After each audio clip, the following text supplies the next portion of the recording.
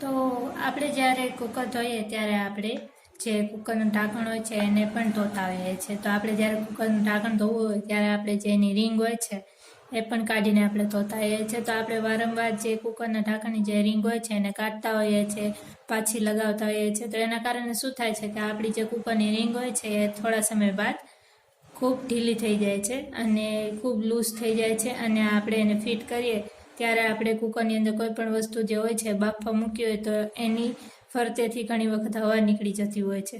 તો આપણે શું કરવાનું, જ્યારે આપણી જે કુકરની રીંગ હોય છે એકદમ લૂઝ થઈ ગઈ હોય ત્યારે આપણે જે આ કુકરની રીંગ છે એને 1 કલાક માટે આપણે જે આપણું ફ્રીજ હોય છે એની અંદર મૂકી દેવાની. આપણે આવી રીતે જે કુકરની રીંગ હોય છે એને ફ્રીજની અંદર મૂકી દઈશું તો આપણી જે કુકરની રીંગ છે એ પહેલાં જેવી ટાઈટ થઈ જશે અને જ્યારે આપણે કોઈ પણ વસ્તુ કુકરમાં બાફીએ ત્યારે સાઈડમાંથી હવા પણ નહીં નીકળે. તો આ જે ટીપ છે તમારા માટે ખૂબ યુઝફુલ છે. જ્યારે પણ તમારે કુકરની રીંગ લૂઝ થઈ જાય ત્યારે તમે આ જે ટીપ છે એને યુઝ કરી શકો છો. તો આપણે આની પછીની ટીપ જોઈ લઈએ. તો અમારી નેક્સ્ટ ટીપ જે આવું પાતળું બ્લેન્કેટ હોય છે એના માટેની છે. તો ઘણી વખત એવું થાય છે કે આપણા ઘરમાં બહુ બધા મહેમાન આવી ગયા હોય અને ત્યારે રાત્રે સૂતી વખતે આપણે એ લોકોને ઓશિકા તો આપતા જ હોઈએ છીએ, પણ ઘણી વખત એવું થાય કે મહેમાન જે હોય છે એ વધારે હોય છે તો એના કારણે આપણા જે ઓશિકા હોય છે એ ઘટતા હોય છે. તો આપણે શું કરવાનું કે આવું જે પાતળું બ્લેન્કેટ હોય છે એ આપણે લેવાનું છે અને એને આવી રીતે આપણે વાળી લેવાનું છે. અને પછી આપણે કોઈ પણ જે ઓશિકાનું કવર પડ્યું હોય છે વધારાનું એ ઓશિકાનું કવર આપણે લઈ લેવાનું છે અને એની અંદર જે આ બ્લેન્કેટ છે એને આવી રીતે નાખી દેવાનું છે. તો આવી રીતે કરવાથી શું થશે કે એક ઓશિકું બનીને તૈયાર થઈ જશે.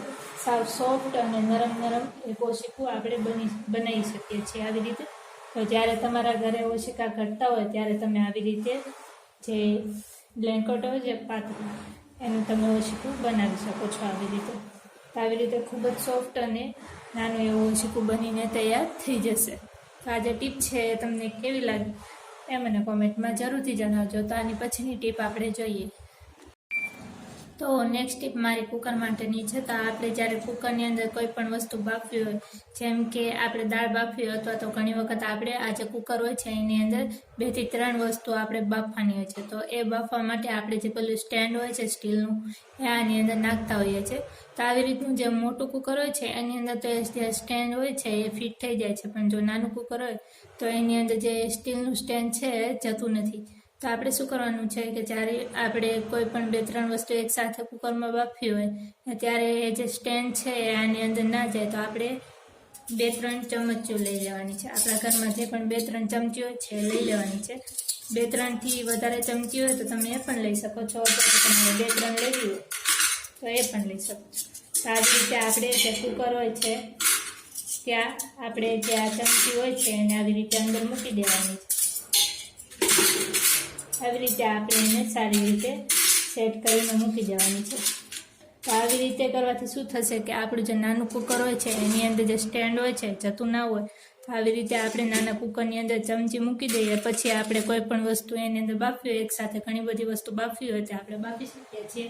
કારણ કે આ જે ચમચી હોય છે એ એક રીતે જે સ્ટેન્ડ હોય છે એની જેવો જ કામ કરે છે.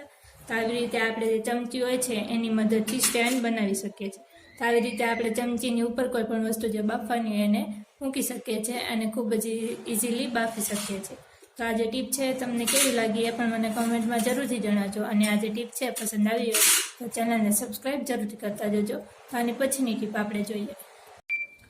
તો આજની છેલ્લી ટીપ પણ મારી કુકર માટેની છે. તો આપણે જ્યારે કુકરની અંદર કોઈ પણ વસ્તુ બાફવા રાખતા હોઈએ છીએ ત્યારે જે કુકર હોય છે એની અંદર જો પાણી વધારે નખાઈ ગયું હોય તો આપણું જે કુકર હોય છે એની બહાર જે પાણી હોય છે નીકળી જતું હોય છે અને એની સાથે આપણું જે કુકર હોય છે એ પણ ગંદુ થાય છે અને આપણો જે ગેસ છે એ પણ ગંદો થાય છે.